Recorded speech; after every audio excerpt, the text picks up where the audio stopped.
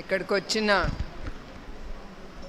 ప్రతి ఒక్కరికి, ఎస్పెషలీ మహిళలకి నా హృదయపూర్వక నమస్కారాలు. ఇవాళ ఇక్కడ మిమ్మల్ని అందరినీ చూడటం నాకు చాలా సంతోషంగా ఉంది. కుప్పం ప్రజలు మాపై చూపిన ప్రేమ, అభిమానం, నమ్మకం ఇవే మాకు అసలైన బలం. అట్లానే ఇప్పుడే కుమార్ గారు చెప్పినట్లు ఎన్టీఆర్ మెమోరియల్ ట్రస్ట్ ఏ నమ్మకంతో చంద్రబాబు నాయుడు గారు ఇది నిర్మించారో,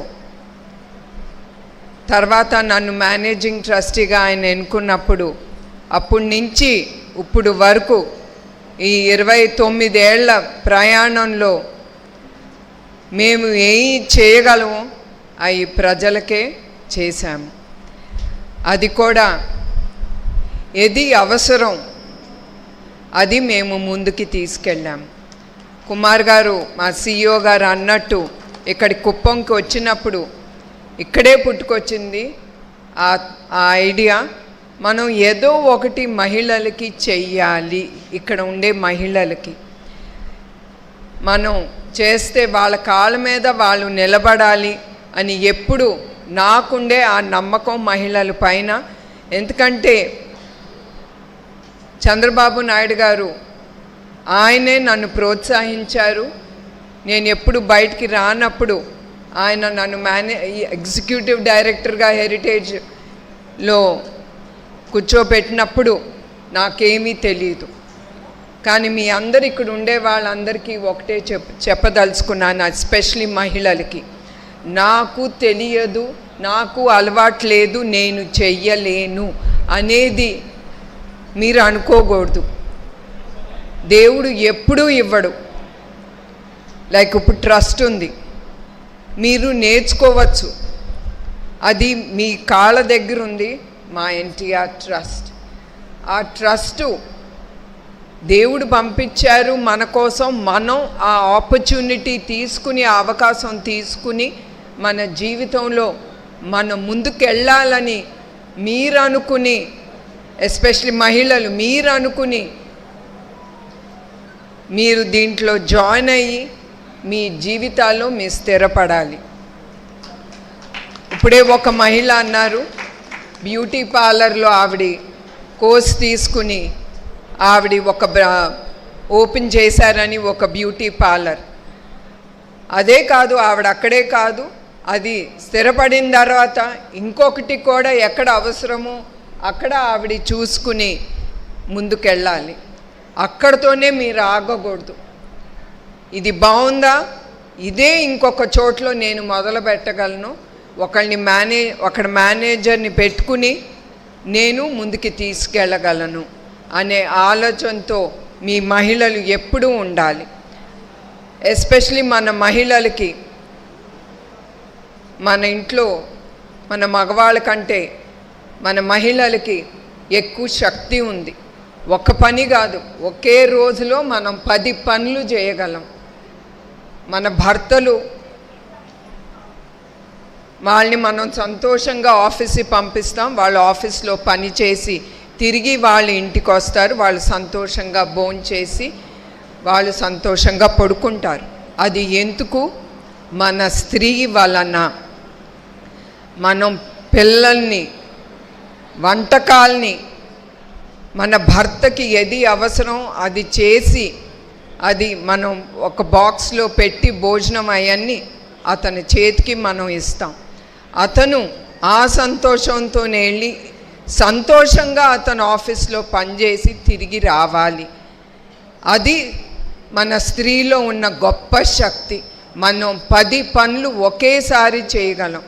అదే మన ఇంట్లో ఉండే మగవాళ్ళు చేయగలరా? చెప్పండి, మీరు చెప్పండి. మన పిల్లలకి స్థానం పోయటం కానీ, వాళ్ళు చదువు చెప్పే టైం ఉండదు, ఇంట్లో వంట చేయగలరా? మీరే చెప్పాలి. మహిళలు ఇక్కడ మీ భర్తలు ఎవరు లేరు. వాళ్ళు ఏమైనా వస్తే నేనున్నాను మిమ్మల్ని అందరినీ ప్రొటెక్ట్ చేయటానికి. చేయలేరు కదా. తర్వాత ఇల్లు తుడుస్తారా? అది చేయలేరు. మనమే స్త్రీలో నడుము వంచి మనం పనిచేయగలం, అంతే కదా. దాని తర్వాత వాళ్ళు మళ్ళీ వచ్చి రాత్రి భోంచేసి మన కుటుంబం సంతోషంగా వాళ్ళు పొట్ట నిండా భోజనం పెట్టేది మన స్త్రీలమే. ఆ సుఖ సంతోషం స్త్రీ చేతిలో ఉంటుంది. స్త్రీ అనుకుంటే కుటుంబానికి సంతోషంగా ఉంచగలదు. స్త్రీ అనుకుంటే ఆ కుటుంబం కూడా నాశనం అవ్వచ్చు. అది మనలో ఉండే శక్తి. మనం మంచి కోరి మనం సహనంతో ఓర్పుతో మనం ముందుకెళ్ళాలి. మనం ఎప్పుడు మగవాళ్ళతో మనం పోటీ పడకూడదు. మనం ఏం చేయగలం, అదొకటి మాత్రం మనం అనుకోవాలి. పక్కన వాళ్ళకంటే మనం గొప్పగా చేయగలం అనే ఆలోచన ఇక్కడ ఉండే ప్రతి ఒక్కరికి ఉండాలి. ఆ ఆలోచనతోనే మనం ముందుకెళ్ళాలని కోరుకుంటున్నాను. అట్లానే కుమార్ గారు అన్నట్టు ఈ స్కిల్ డెవలప్మెంట్ సెంటర్ మేము బోర్డ్ రూమ్లో మీటింగ్ జరిగేటప్పుడు ఒకటే ఆలోచించాం, ఈ స్త్రీలు అందరూ ఏం చేస్తున్నారు కుమార్ గారు, ట్రైనింగ్ తీసుకుని ఏం చేస్తున్నారు ఇంట్లో అని. అప్పుడు సర్వే చేస్తే చాలామంది ఇంట్లో కూర్చుంటున్నారు. అది కాదు, మీరు కష్టపడి ఇన్ని రోజులు మీరు ట్రైనింగ్ 3 నెలలు తీసుకున్నప్పుడు ఇంట్లో కూర్చోకూడదు. మీరు నేర్చుకుంది మీకోసం మీరు ఉపయోగించుకోవాలి. నేను అప్పుడు అన్నాను, ఇది కుదరదు కుమార్ గారు, మనం ఎంత చేయగలమో వాళ్ళకి హెల్ప్ చేసి వాళ్ళు ఏం నేర్చుకున్నారో చికెన్ కర్రీ కానీ మగ్గం వర్క్ కానీ జూట్ బ్యాగులు కానీ వాళ్ళ కోసం మనం స్త్రీ హస్తకళా స్టోర్ తప్పకుండా ఓపెన్ చేద్దాం. వాళ్ళని ఇక్కడ కుప్పంలో వాళ్ళ అవన్నీ నేర్చుకునే అవజేసి అది మనకి హైదరాబాద్కి తీసుకొచ్చి ఆ స్టోర్లో మనం డిస్ప్లే చేసి మనం అమ్మి దాంట్లో వచ్చిన లాభం తిరిగి వాళ్ళందరికీ ఇద్దాము. అది మేము కోరుకుని ఆ హస్తకళా స్టోర్ మీ మహిళ కోసం మేము ఓపెన్ చేశాం. ఇన్ని మీకోసం మేము మా ట్రస్ట్ ఆలోచించేటప్పుడు మీరెందుకు మీకోసం ఆలోచించట్లేదు? అది చాలా అవసరం. ఇక్కడితోనే మీరు ఆగబాకండి. ఇంకా 2-3 కోర్సులు చేసి పొద్దునేం చేయగలరు, మళ్ళీ సాయంత్రం మీరేం చేయగలరు, ఆ టైం అనేది మీ చేతిలో ఉంటుంది. మీరు ఆలోచించి అట్లా ముందుకెళ్ళాలని నేను కోరుకుంటున్నాను. అట్లానే ఇప్పుడే కుమార్ గారు చెప్పిన అన్నీ మళ్ళీ నేను చెప్పదలుచుకోలేదు. ఎందుకంటే ఆయన ఇప్పుడే చెప్పాను, ఆయన నా పేపర్ కాపీ కొట్టి అన్నీ ఆయన రాసేసుకుని నేను చెప్పాల్సినవి అన్నీ ఆయన పేపర్లో పెట్టుకుని అన్నీ చెప్పేశారు.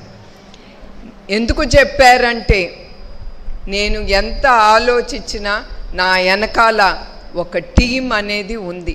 నేను ఎప్పుడు నాకన్నీ తెలుసు అనే అహంకారం ఎప్పుడు ఒక మనిషికి ఉండకూడదు.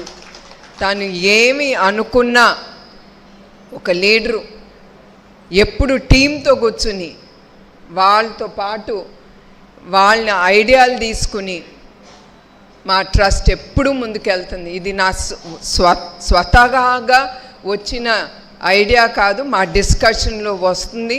నేను ఇచ్చినా కూడా వాళ్ళే ఆ టీమ్ మెంబర్స్, అది సిఓ అవ్వచ్చు, సిఓఓ అవ్వచ్చు, ఇదిగో ఇక్కడ ఉన్నారు చాలామంది, అన్ని సెక్షన్స్ ఇక్కడే ఉన్నారు, రాజీవ్ కానీ మహిపాల్ కానీ, I will never forget them. వాళ్ళందరూ టీం ఉన్నారు కనుక నేను తీసుకోగలుగుతున్నాను. కుమార్ గారికి సేమ్ థాట్, సేమ్ నంబర్ అదే గోపి గారికి చెప్పమన్నా మళ్ళీ అదే చెప్తారు. అంటే దీంట్లో మీకు చెప్పాల్సింది ఏంటంటే మేమందరం ఒకటే మాట్లాడతాం, అనుకుంది అందరం కలిసి ఒకటిగా నడుస్తాం. అది టీం అంటే. మేము దాయం. ఇంకొకటి ముఖ్యంగా మీకు చెప్పాలి, మాకు డొనేషన్స్ వస్తాయి. వచ్చినప్పుడు మా రెసిప్ట్స్ ఇచ్చిన డొనేషన్ ఎమ్మటే మేము రెసిప్ట్లు పంపించేస్తాం. ఆ దాతలు ఎవరు మాకు నమ్మి డబ్బిచ్చారు. అట్లానే మా అకౌంట్స్ అన్నీ ఆడిట్ అయ్యి ప్రతి 3 నెలలకు ఒకసారి అది పబ్లిష్ అవుతుంది. మా ట్రస్ట్ అన్నీ ఇట్స్ ఓపెన్ బుక్, ఏది దాసేది లేదు. అది గొప్పదనం ఇప్పుడు దాకా మా ట్రస్ట్లో.